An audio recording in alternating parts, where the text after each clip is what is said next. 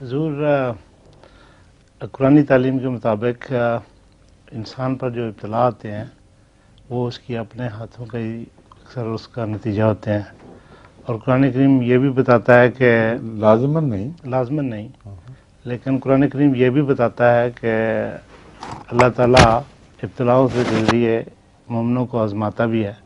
وہی تو میں کہہ رہا ہوں، جی یہی میں آپ کو کہہ رہا ہوں کہ تو اب سب ابتلا اس وجہ سے نہیں آتی، آزمائش اور طرح بھی آتی ہے۔ جی تو ایک انسان جو ابتلا میں مبتلا ہو اسے کیسے پتہ چل سکتا ہے کہ یہ میرے ہاتھوں کی کمائی ہے؟ اس کو نہیں پتا چل سکتا، کسی کو نہیں چل سکتا۔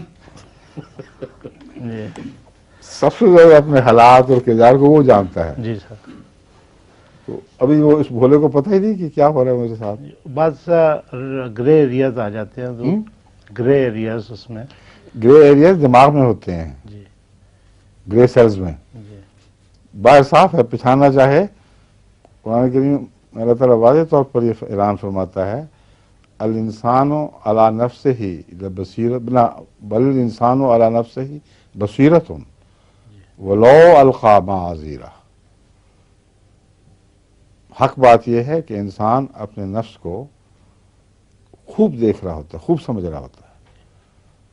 ولو القی معاذیرہ، خواہ کتنے بڑے بڑے عذر تلاش کر کے لائے اور پیش کرے کہ نہیں یہ بات یوں تھی، یوں نہیں تھی، یا میری نیت یہ تھی، مگر فی الحقیقت ہر انسان اپنے نفس کی کنوں کو سمجھتا ہے، کہاں سے نیت اٹھی، کس رنگ میں اٹھی، کیا سوچ کر اٹھی، یہ ساری باتیں انسان علم میں ہوتی ہیں، سمجھیں؟ جی بالکل۔